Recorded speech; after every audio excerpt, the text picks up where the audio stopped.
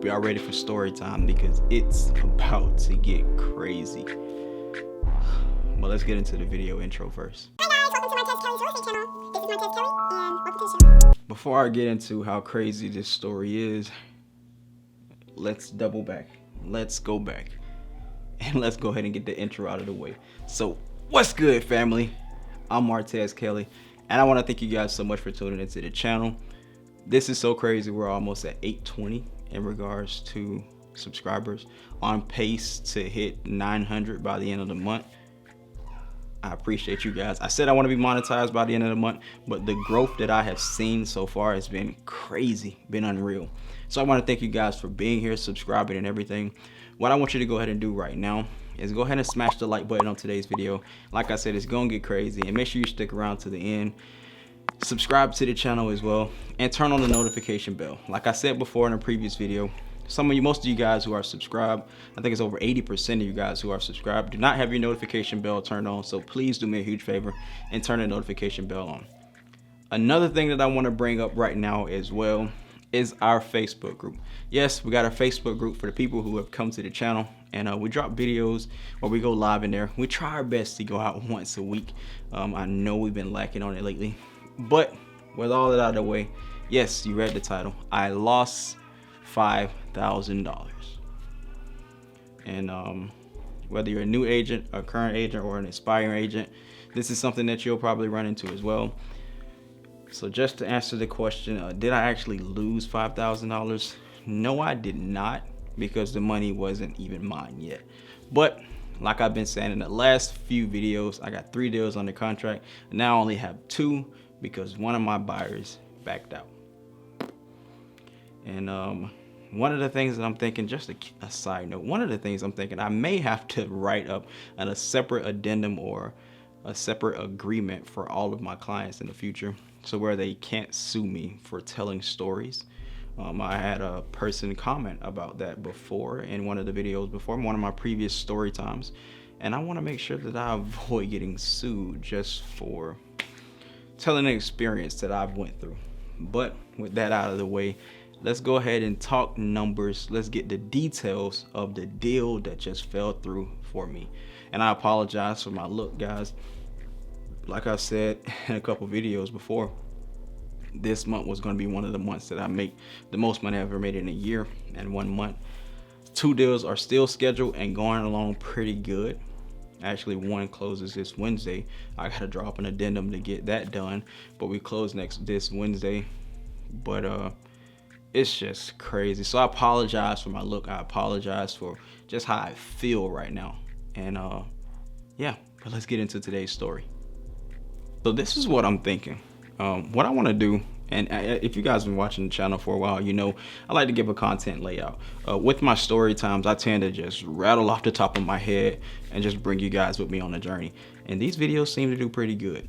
But what I want to do to break down, I want to talk about the numbers first. I'm a numbers guy. I love the numbers. Just to give you guys the background on this deal. And then we're going to talk into like red flags, things that I should have picked up, which is why I picked today's color and made some changes to the background, because we lost money, yeah, but then I saw red flags. The next thing is the actual conversation, and why did I lose $5,000? It may be more than $5,000, but 5,000 just sounds good for one, the thumbnail, and also the title. But the property, we found this deal. I've been working with this buyer since February, yes. I've been working with this buyer since February. Got a pre-approval letter. We wanted to time everything up, and man, I'm really sitting here thinking about this, like, man, should I really be making this video? Will I really get sued for telling a story? Not gonna list any names, none of that. You don't have to worry about that. I'm just telling a story from my personal, from my life. So please don't sue me. But so working with this buyer since February, we wanted to schedule closing, make sure everything happened before their lease was up. So looking for homes, we were looking for homes, and we actually found one. We actually found, I think it boiled down to two properties that we were looking at on the same day. And the buyer's family actually fell in love with this property. They really loved it. Like, they really liked this property. So I was like, listen, we can go ahead and put an offer in today. And I actually knew the agent who was the listing agent. I knew him. He's pretty it's pretty known in this city. Reached out to him before we got on I guess you can call we just knew each other. I just knew this agent. So I was like, look, I can put in an offer, and I'm pretty sure we can get it accepted. We put in an offer at $160,000. So I got my calculator right here as well. I want to calculate my commission. I think I was getting 2.5 of that. So 160 times 0.25 or 0.025. I actually lost $4,000, but $5,000, like I said, just sound better. And I also, anyway, so I was gonna get $4,000 from this deal, and I was like, okay, that's, what I'm saying, decent for me to be, part-time, and the amount of time that it took to get this deal, $4,000, worth it. All right, cool. So these are the mistakes that I made in the transaction. Nope, we're gonna save that for another video. So if you were looking forward to that video, make sure that you subscribe so you can know. But I'm going to talk about in that video all the mistakes and all the things that I've learned this month with holding 3 deals together. Man, that video is going to be crazy. But that's the amount that I was going to get for the deal. And let's just like I said, those are the numbers. And I'm all over the place, man, because I'm really treading a thin line. Like, I really don't want to be sued. But so these are the red flags. And so when we were looking at homes, looking at homes and stuff, the buyer actually told me, and she had a pre-approval letter. We got the pre-approval letter. We're ready to go. We got the amount that she was looking for. I mean, we were ready to go. So the buyer was like, dang. The buyer was like, I got $1,500. I let it go. I just heard it, but I let it go. And I didn't, what I'm saying? I don't know if it's like, I didn't know exactly what it was, but I remember hearing it. So it's like $1,500. Okay, cool. We still showing houses that day. And later on, the buyer hit me up and was like, what about down payment assistance? Like, what do y'all got? What can I do for down payment assistance? Like, okay, yeah, we can, let's reach out to the lender and see let's go ahead and see what we can do. So after we did that, like I said, I guess that's not a red flag in particular, like really a red flag, because one of my other buyers, she got down payment assistance as well. Really, 2 of my buyers, yeah, all 3 of my buyers had down payment assistance. But with something, the lender hit us back and was like, we can't do down payment assistance because of this and this, just different works. I don't question the lender. They specialize in what they specialize in. I specialize in what I specialize in. So I was like, okay, cool. So with that being the case, actually got a message.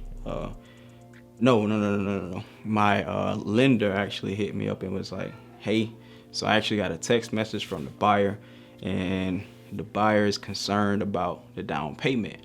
And I'm like, is it because of, the purchase price? Do I need to go back to the agent and negotiate?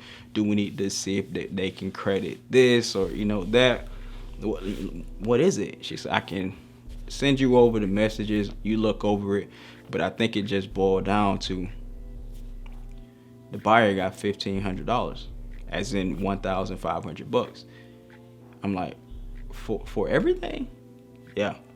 I think closing costs worked out to be, I think, like $6,000, maybe $6,000, and that's with credits and all kind of other stuff. It's like closing actually worked out to be my light went out. I actually like how this looked. Let me know what y'all think. But I was like, I mean, we can. I guess, what I'm saying? Let's because what I was thinking we could take a chance with the appraisal. Maybe the appraisal is under. Maybe we need to we'll have to renegotiate the purchase price, which will bring the down payment down. And she was like, listen, from what I'm seeing, I think the appraisal good, especially in that area, because I know we had, I think, one go good in the same neighborhood. It's so crazy. We had one go good, which was the appraisal came back over the purchase price, which is good for the buyers. We had one in the same neighborhood that was 23, I think 23 grand under. And I was like, I mean, it's just hit or miss, especially in that specific neighborhood. So I'm like, listen, we can take this chance and they'll take this down. I could hit the seller up or hit the seller's agent up and listen, can we do credit on this? She was like, no, because the buyer still has to bring up that 3.5% with the FHA loan. It can't be a credit. It can't be from the seller. It can't be from me. Like, I couldn't even, take a loss on my commission and help her. Nope. She said it has to be either from the buyer or a gift from the buyer's family, or from a gift from somebody, a non-interested party, as a gift. So I'm like, okay. She was like, but what I'm gonna do, see what strings I can pull, see who I can call, see what I can do, and then we'll all get on the phone together and make a decision together. So I'm like, okay, cool. But then later that day, I'm talking the same exact day, later that day, the buyer hit me up and was like, hey, what can we do if this, or what can we do if that? And I was like, all right, we passed our inspection period. Like, it's really not much we can do, but what I would suggest you doing, because I was telling her, like, I just got off the phone with the with the lender, and I'm telling the buyer, like, listen, you got to come up with at least this amount. So, see where you can talk to a friend, family member, see if we can pull together a certain amount of money. We're gonna see what we can do on our end. With me, I just can renegotiate terms, see if they can help you in this area. Lender, look, they can see if they can do this, or see what strings they can pull, give them a bigger lender credit. And you just gotta do your part, especially with the situation that we find ourselves in, where it's like, listen, you can your lease is up, and it's just, we don't want to take up too much time in regards to doing this when you could be closing on a home. So I actually made that shift. The next thing, well, it really wasn't even a shift, like really like 2 days later, I get a text message, and it was like, listen, I want to actually see what I can do to rescind my offer, or like let me take my offer back. And I was like, I mean, I can reach out to the agent, but this is not a situation where it's like you put your offer on the table and you can pull it off. We are actually under contract and scheduled to close. So what I need to do is reach out to the agent and see if they'll let us cancel everything. So with that being the case, reached out to the agent. Was like, hey, listen, my buyer, she wants to cut the deal. What can we do? And it's due to financing. Like, the buyer doesn't have enough to close the deal. So agent was like, listen, yeah, cool, I understand. If you can't get the money, you can't get the money. Submit a denial letter saying that basically your buyer was denied for the loan. Send me that, and also with a cancellation, releasing cancellation, so we can put it back on the market. I'm like, cool. All right, sent out. That's out. That's done. So that deal was actually canceled. So I actually lost $4,000. I'm gonna say $5,000. Yeah, clickbait. Go ahead and drop it in the comment section if you want to. But I lost $4,000 right then and there in a matter of seconds. That is so crazy, and I really do not like the trend that I'm on right now.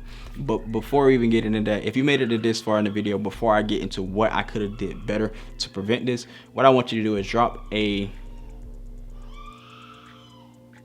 house emoji in the comment section down below. Let me know that you're part of the 100 squad, you made it to this point in the video. But I'm actually about to let loose and speak on some stuff, like where I'm at in my business right now, or what I could have did to do better. And just give you, I guess, give you guys game.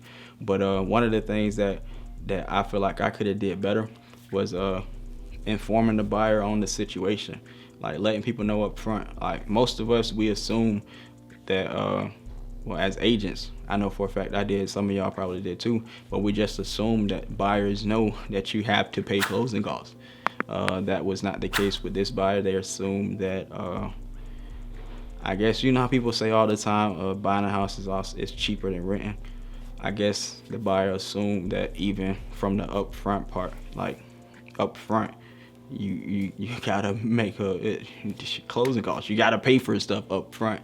And I guess another thing that I need to work on, and I got a mentor, got a couple of them, just to see what can I do from the beginning of the transaction to help my buyers at the end of the transaction in regards to asking for credits. I got one deal, like I said, the one closing Wednesday, or supposed to close Wednesday, that I got a credit for my buyer. Then also got them a new roof. Just figuring out what steps I got to take, what stuff has to happen in order for us to, what stuff I have to happen in order for me to get a deal from here to closing. And just to set the scene, like most of the deals you work on, you're not gonna close them all. Just being honest. Like I said, I don't like the trend that I'm on right now. I had one listing under contract, got it canceled. So I had one listing, and that listing was canceled. Then I got a deal closed.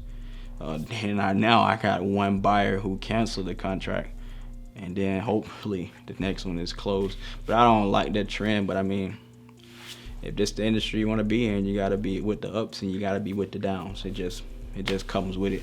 But another thing I just got to see what tools I got in my bag. What can I ask for? Also, I feel like another thing that I need to do, like I said in the video, the lender specializes in their field. I specialize in mine. Just having a general idea of the different kind of loans and stuff. And I know a little bit, but enough to, when I'm sitting with buyers, to have that conversation. And another thing I feel like I need to do is an actual buyer's consultation. I know people do it.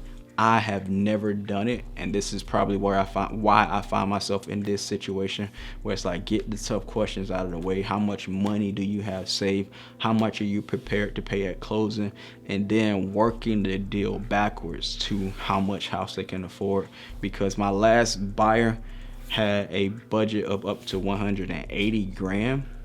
But it probably would have been better for me to find something cheaper for her so she can afford the closing. So these are the mistakes that I feel like I made, and just making sure that communication is open and having that conversation from beginning to end, and just letting them know, hey, like, this is what we're looking at. This is is that. What, just really going deep into what it is that the buyer actually wants. So the next thing that I'm thinking about talking about is I don't know, man. I feel like I've been giving you guys too long of videos, so I'm actually going to see if I can cut this one short. I already touched on the story. I lost $4 grand. That was because my buyer backed out of the deal. But Wednesday, man, Wednesday is closing day. I'm actually gonna have a day in the life vlog. I'm gonna vlog that day. I'm actually gonna be downtown with Levi. We're gonna knock out some prospecting, get into business and stuff together. I'm gonna bring y'all with me, man. We gonna kill it. Man, y'all, if you have made it to this point, I got a separate emoji for y'all. Put the the twisted fingers emoji, where it's like oh my gosh, I really hope this deal closed Wednesday. I got some plans with the finances. I want to make some real estate investing videos, so I actually want to invest in some real estate and bring that to the channel. So I'll take that money and put it in real estate investing. But like I said, I'm done dragging these videos on longer than they need to be. I really do appreciate you guys sitting through this video. I'm going to try my best, like I said, to give you guys more content. I got a partnership with a company, and well, not really a partnership, but I set something up with a company. I got a video coming to y'all next Monday, and it's gonna be crazy. I feel like this video is gonna be very helpful for you guys, especially the people who are looking to get your license soon. But With that being the case, like I said, I appreciate you guys. Smash the like button on this video, subscribe to the channel, turn on the notification bell. But there's not much more for me to say, but click right here to subscribe and click right here to watch our next video.